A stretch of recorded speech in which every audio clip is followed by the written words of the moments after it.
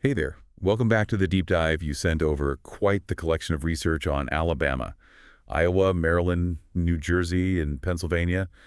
Looks like we have our work cut out for us today. Indeed, we're talking about a real slice of Americana here, from Southern charm to Midwestern grit. Each of these states has a story to tell. Exactly. And you know me, I'm all about those surprising facts and hidden gems. So what do you say we jump right in and see what treasures we can unearth? Let's dive All in. right, let's start down south in Alabama. When I think of Alabama, I think of warm hospitality and those iconic front porches.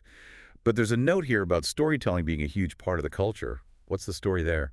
It's fascinating, really. In Alabama, storytelling isn't just entertainment. It's woven into the fabric of their history. They've got folklore, ghost stories, and a rich oral tradition that's been passed down for generations. It's like stepping into a living history book. I love that it's like those stories help connect people to their past, Ah.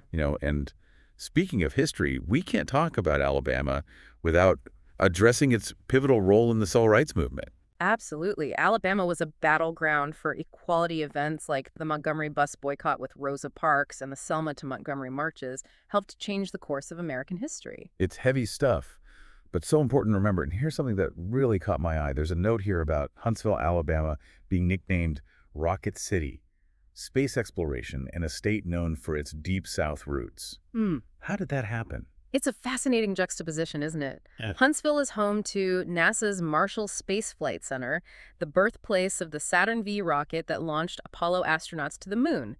It shows that Alabama is a state of contrasts, capable of embracing both its past and its future. That's a great way to put it. And you know me, I can't resist a good food connection. My notes say Alabama has some serious culinary claims to fame. We're talking fried green tomatoes, slow-cooked barbecue, and Dothan, the peanut capital of the world. Yes, Dothan. It's not just about peanuts. It's an entire culture. They have the National Peanut Festival, a huge celebration with parades, concerts, and even a peanut-themed pageant. It's a testament to how a humble legume can shape a town's identity. Now that's what I call digging deep. Okay, I'm ready to switch gears from Southern charm to Midwestern heartland. Let's head to Iowa. Oh, Iowa, often called the heartland of America. It's a state known for its vast cornfields, strong work ethic, and those quintessential small towns where everyone knows your name. But here's where it gets interesting. Iowa also has a thriving art scene with the world-renowned Iowa Writers' Workshop. That's not what I expected. It's true. Iowa's cultural landscape is more diverse than people think. You've got this incredible literary tradition, but also a lively music scene with everything from folk and country to alternative rock and even heavy metal, believe it or Really, not. really heavy metal in the heartland of America. You bet the band Slipknot hails from Des Moines, Iowa. It just goes to show that you can't judge a book by its cover or a state by its cornfields. That's for sure. Okay, before we get too sidetracked by headbanging farmers, we have to talk about the Iowa caucuses. The political event that kicks off the presidential primary season. Why are they so important? The Iowa caucuses are the first in the nation, and they have an outsized influence on the race for the White House. Think of it as a political proving ground. Candidates spend months campaigning in Iowa, trying to win over voters in those small towns and rural communities. The results can make or break a campaign, setting the tone for the rest of the primaries. Wow, I never realized how much weight those caucuses carry. It's fascinating how a state with such a strong agricultural identity can also wield so much political power. It's a reminder that Iowa, despite its reputation for quiet simplicity, is a force to be reckoned with. All right, we've explored the South and the heartland, ready to head east. Absolutely. Let's chart a course for Maryland. Maryland, the first thing that pops into my head is the Chesapeake Bay. It seems like the bay is almost like a character in Maryland's story. You could say that the Chesapeake Bay is the lifeblood of Maryland, shaping its economy, its culture, and its cuisine. Oh, speaking of cuisine, we can't forget about those Maryland blue crabs. I'm a sucker for a good crab cake. Is there a particular way they prepare them in Maryland? Oh, absolutely. Maryland crab cakes are legendary. They use jumbo lump crab meat, very little filler, and of course, a generous dose of Old Bay seasoning. It's a taste that's synonymous with Maryland. Okay, now I'm officially hungry, but before we take a crab cake break, let's talk history. Yeah, This is the state that gave us the Star-Spangled Banner, right? that's right. Fort McHenry in Baltimore was bombarded by the British during the War of 1812. Francis Scott Key witnessed the attack and was so inspired by the sight of the American flag still waving over the fort that he penned the poem that would become our national anthem. Wow, what a powerful moment in history. And speaking of history, I'm seeing a note here about Maryland's role in the Civil War. It was a border state, right? Yes, and that made its position during the Civil War incredibly complex. Maryland was deeply divided, with families and communities torn apart by loyalties to both the Union and the Confederacy. That must have been a heart-wrenching time for Marylanders. It makes you wonder how those divisions played out in everyday life. It's a story of internal conflict and resilience. And speaking of resilience, Maryland also played a significant role in the Underground Railroad raising. Harriet Tubman, a conductor on the Underground Railroad, was born in Maryland and risked her life to lead enslaved people to freedom. It's incredible to think about the courage it took to fight for freedom in the face of such danger. And, it's interesting how this theme of fighting for what's right seems to connect several of the states we're looking at, from Alabama's civil rights leaders to Maryland's abolitionists. There's a shared thread of standing up for justice. They see that connection too. It speaks to the complexity of American history, the ongoing struggle to live up to our ideals. Right, before we get too philosophical, let's switch gears and head north to New Jersey. I have to admit, New Jersey sometimes gets a bad rap, but I have a feeling there's more to it than meets the eye. Oh, there's definitely more to New Jersey than just turnpikes. And The Sopranos, though, those are part of its identity too. New Jersey is a state of surprising contrasts. Well, I'm all about those contrasts, so Yeah. lay it on me. What makes New Jersey tick? For starters, New Jersey is incredibly diverse. A true melting pot of cultures. That diversity is reflected in everything from its cuisine to its music scene. Speaking of music, my notes mention Bruce Springsteen, Bon Jovi, Frank Sinatra, and Whitney Houston, all from New Jersey. What is it about this state that produces so many musical legends? There's a certain grit and resilience that seems to run through New Jersey's veins, and that definitely comes through in its music. Plus, the state has a long history of embracing different musical genres, from rock and roll to jazz and doo-wop. So it's like a musical melting pot mirroring the state's cultural diversity. It's fascinating. Okay, before we get lost in a Springsteen serenade, let's talk food. We're in Jersey, so we have to mention the diners, right? Oh, absolutely. New Jersey is practically synonymous with diners. They're everywhere, serving up classic comfort food 24/7. And I hear there are some pretty unique New Jersey culinary staples. What's the deal with this Taylor ham versus pork roll debate I keep reading about? It's a debate that's raged for generations in New Jersey. Is it Taylor ham, a specific brand of pork roll, or is it simply pork roll, a processed meat product unique to the region? It's a question of regional identity and culinary pride.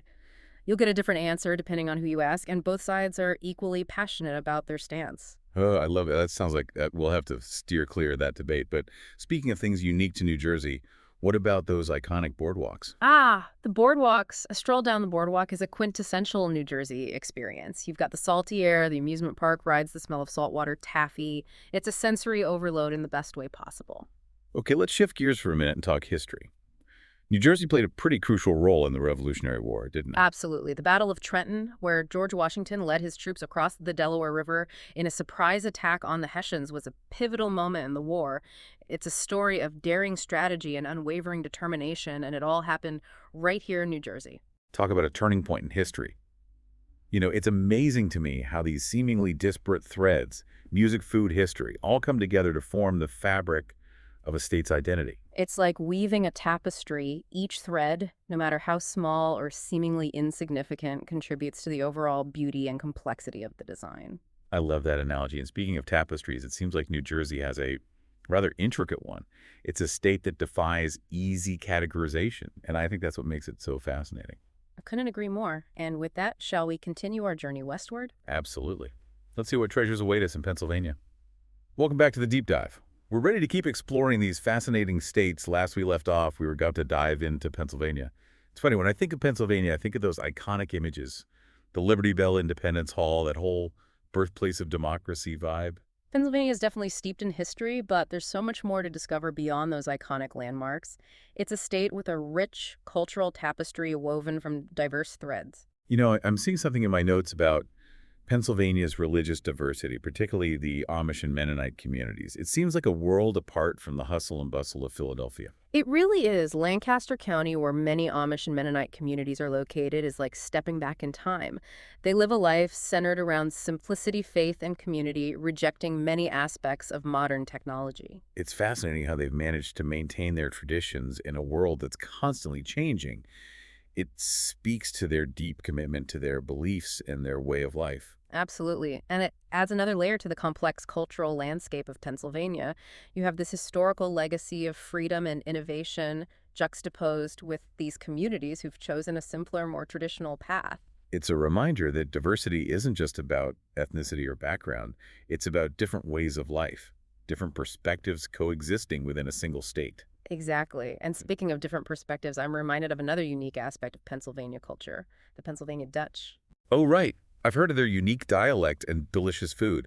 It seems like a distinct culture within a state that's already so diverse. It is the Pennsylvania Dutch, descendants of German immigrants, have maintained their unique traditions for centuries. They have their own language, their own cuisine, and their own unique take on American life. There's a note here about a tradition of having cookie tables at weddings. What's the story there? It's a delightful tradition that speaks to the Pennsylvania Dutch's love of good food and community. Imagine a table overflowing with dozens of homemade cookies, all baked by family and friends. It's a symbol of abundance, hospitality, and a celebration of life's sweet moments. That sounds incredible. Okay, Hey. I'm definitely adding attend a Pennsylvania Dutch wedding to my bucket list. I highly recommend it. And speaking of culinary delights, we can't talk about Pennsylvania without mentioning the iconic Philly cheesesteak. Oh man, those cheesesteaks are legendary thinly sliced steak melted cheese, all piled high on a hoagie roll. Yeah. It's a perfect marriage of flavor and texture. It's a culinary masterpiece. And while we're on the subject of food, I'm reminded of another Pennsylvania claim to fame, pretzels. Did you know that the Sturgis Pretzel House, the oldest commercial pretzel bakery in America, was founded in Pennsylvania in 1861? No way. I had no idea. Pretzels has such a deep history in Pennsylvania. It's amazing how food can connect us to the past and tell a story about a place. It's true. Food is a powerful cultural touchstone. It speaks to our heritage, our traditions, and our shared experiences. Okay, before we get completely sidetracked by delicious distractions, let's shift gears and talk nature. I'm seeing a lot of notes about Pennsylvania's natural beauty. What are some of the highlights? Well, for starters, Pennsylvania is home to a significant portion of the Appalachian Mountains. The Appalachian Trail, a legendary hiking trail that stretches over 2,000 miles from Georgia to Maine, runs right through Pennsylvania. Wow, I've always dreamed of hiking the Appalachian Trail. Yeah. What's it like in Pennsylvania? The Pennsylvania section of the Appalachian Trail is known for its challenging terrain and stunning scenery. You'll encounter dense forests, rocky ridges, and breathtaking views. It's a true test of endurance, but the rewards are well worth it. It sounds incredible. I'm adding that to my ever-growing bucket list. Yeah. What else should nature lovers check out in Pennsylvania? Well, we can't forget about the Delaware Water Gap National Recreation Area. It straddles the border between Pennsylvania and New Jersey, and it's known for its stunning river, gorgeous waterfalls, and lush forests. Okay, now I'm picturing myself kayaking down a peaceful river, surrounded by nature's beauty. It sounds like the perfect escape from the everyday grind. It is, and let's not forget about Pennsylvania's state symbols. The eastern hemlock, a majestic evergreen tree, is the state tree, and the mountain laurel, a beautiful flowering shrub, is the state flower. They're both reminders of the state's natural splendor. It's funny how these state symbols can evoke such strong imagery and emotions. They're like little windows into a state's soul. I agree, and speaking of windows into a state's soul, I think it's time we circle back to Alabama for a moment. Sounds good to me. What treasures are we uncovering in Alabama this time? Well, we touched on Alabama's history and culture in part one, but there's so much more to explore. I'm particularly fascinated by Alabama's diverse ecosystems from the Gulf Coast to the Appalachian foothills. The state boasts a remarkable range of natural environments. That's right. I remember reading about the longleaf pine forests, what makes them so special. Longleaf pine forests are a vital part of Alabama's natural heritage. They once covered vast swaths of the Southeast, but today they're considered one of the most endangered ecosystems in North America. They provide habitat for a wide variety of plant and animal species, including the endangered red-cockaded woodpecker. It's a reminder that even amidst progress and development, it's important to protect these fragile ecosystems. They're not just beautiful, they're essential to the health of our planet. Absolutely. And speaking of fragile ecosystems, we can't forget about Alabama's coastline, Mobile Bay, where Mardi Gras originated, is one of the largest estuaries in the United States. It's a nursery for countless marine species and a vital part of the Gulf Coast ecosystem. You know, it's interesting how these deep dives are revealing connections between the states. We've got Maryland's Chesapeake Bay, Alabama's Mobile Bay, and even the Delaware Water Gap, which straddles the border between Pennsylvania and New Jersey. It's like water is this unifying force shaping landscapes and cultures across state lines. That's a beautiful observation. Water truly is a lifeblood connecting us not just physically, but also culturally and historically. Okay, let's shift gears again and head back to the heartland. We've talked about Iowa's cornfields, its caucuses, and its surprising art scene. But what about the people who are some of the notable figures who have called Iowa home? Well, of course, we have Herbert Hoover, the 31st president in the United States who was born in West Branch, Iowa. He's a complex figure, but his story is deeply intertwined with the state's history. And I remember reading about Mamie Eisenhower, the wife of President Dwight D. Eisenhower. She was born in Boone, Iowa. Yes, she's a fascinating figure in her own right, known for her charm, her impeccable style, and her unwavering support of her husband. She played a significant role in shaping the image of the Eisenhower presidency. It's interesting how these individuals, despite their different backgrounds and paths, all share a connection to Iowa's values of hard work, humility, and a strong sense of community. It's a reminder that even those who achieve great things often carry their roots with them. Speaking of roots, I'm reminded of something unique to Iowa Expo, the Register's annual Great Bicycle Ride across Iowa. I've heard it's a huge event. What's the story there? Ragbrai is more than just a bike ride. It's a celebration of Iowa's spirit. Every summer, thousands of cyclists from all walks of life converge on Iowa to pedal across the state, enjoying its scenic beauty, its small-town charm, and its warm hospitality. It sounds like an incredible way to experience the heartland of America. What are some of the highlights of the ride? Well, the route changes every year, but it always showcases the best of Iowa. You'll ride through rolling hills, past quaint towns, alongside fields of corn and soybeans, and along the way, you'll meet the friendly people who make Iowa so special. Okay, I'm officially putting Ragbrai on my bucket list. And while we're on the subject of things to see and do in Iowa, what about its natural beauty? Iowa might not have mountains or oceans, but it has its own unique brand of natural beauty. The Loess Hills, a series of wind-deposited hills that stretch along the western border of the state, are a sight to behold. Loess Hills. I've never heard of those. What makes them so special? The Loess Hills are a geological wonder. They're made up of fine-grained sediment that was deposited by wind over thousands of years. They create a unique landscape of steep bluffs, rolling hills, and deep ravines. It's a hiker's paradise. And they're right in Iowa. It's amazing to me how these deep dives are constantly revealing hidden gems right in our own backyard. It's true, we often overlook the beauty and wonder that's right in front of us. Okay, I think it's time we head back east for our final stop in Maryland. Yeah. What's on the agenda for this leg of our journey? Well, we talked about Maryland's connection to the Chesapeake Bay and its rich history, but I'm particularly intrigued by its unique cultural traditions. Oh, right. There's something in my notes about jousting being the state sport of Maryland, jousting like knights on horseback. Exactly. It might seem like something out of medieval times, but jousting is alive and well. In Maryland, they have jousting tournaments complete with knights in armor, thundering horses, and cheering crowds. That's amazing. I had no idea. It just goes to show that even in the 21st century, traditions can endure and even thrive. What else should we know about Maryland's cultural scene? Well, Maryland is also known for its love of horses, the Preakness Stakes. One of the Triple Crown races is held annually at Pimlico Racecourse in Baltimore. It's a major social event drawing crowds from all over the world. Horses jousting crab cakes. Maryland is shaping up to be quite a fascinating mix. It is. And speaking of fascinating mixes, I'm reminded of another unique aspect of Maryland's landscape, Assateague Island. Oh, wait, is that the island with the wild horses? Yes! Assateague Island is famous for its herds of wild horses known as the Chincoteague ponies. They roam freely on the island, and it's a truly breathtaking sight to see them galloping along the beach. I've always wanted to see those horses. They seem so wild and free, a symbol of untamed beauty. They are, and their story is intertwined with the island's history. Legend has it that the horses are descendants of Spanish mustangs that swam ashore from a shipwrecked galleon centuries ago. Wow, what a story. It's like something out of a novel. It is, and it adds another layer of intrigue to this already fascinating state. Welcome back to the Deep Dive. We're on the final leg of our journey through Alabama, Iowa, Maryland, New Jersey, and Pennsylvania. Been quite a ride so far. It has, from the peanut capital of the world to the Loess Hills of Iowa. Who knew there were so many hidden gems tucked away in these states? I know, right? And we've only just scratched the surface. Yeah. As we've been exploring these states, I've been thinking a lot about this idea of regional identity. What makes a place unique? Is it geography, history, culture, or is it some magical combination of all those things? That's a question that's fascinated historians and geographers for centuries. It's like trying to solve a puzzle with pieces that are constantly shifting and changing.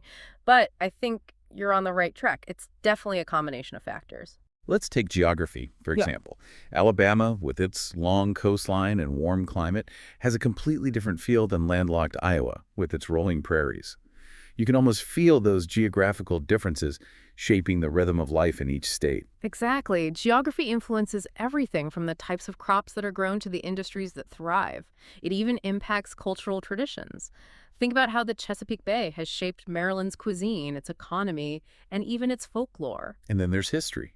Mhm. The events of the past, both big and small, leave their mark on a place. Alabama will forever be linked to the Civil Rights Movement, while Pennsylvania's story is intertwined with the birth of American democracy. It's like these historical events become part of a state's DNA. Absolutely, and how a state grapples with its history, shapes its present and future, the way Alabama honors its civil rights heroes, is just as important as the way Pennsylvania preserves its colonial landmarks. It's about remembering where you came from, acknowledging the complexities of the past, and using those lessons to build a better future. And then, of course, there's the people. The cultural tapestry of each state is woven from the threads of countless individual stories. The immigrants who arrive seeking a better life, the entrepreneurs who build industries, the artists who capture the spirit of a place. It's like each person adds their own unique color to the canvas. I love that image. It's a reminder that people are at the heart of every place. Their traditions, their beliefs, their struggles, their triumphs. These are the things that give a state its unique flavor. As we've been diving into these states, I've been struck by the power of storytelling. Every place we've explored has its own unique set of stories. Folklore and ghost stories in Alabama, tales of resilience and innovation in New Jersey, accounts of pivotal battles and historical figures in Pennsylvania. It seems like stories are a way of connecting with a place's past, understanding its present, and even shaping its future. I couldn't agree more. Stories are the lifeblood of any culture, the way they help us make sense of the world, transmit values, and connect with each other on a deeper level. Think about it. When you travel to a new place, one of the best ways to get a feel for it is to listen to the stories of the people who live there. They can tell you about the local legends, the hidden gems, the things that guidebooks often miss. It's like getting a secret glimpse into the soul of a place. And sometimes those stories can challenge our preconceived notions and open our eyes to new perspectives. Remember when we talked about the Amish and Mennonite communities in Pennsylvania?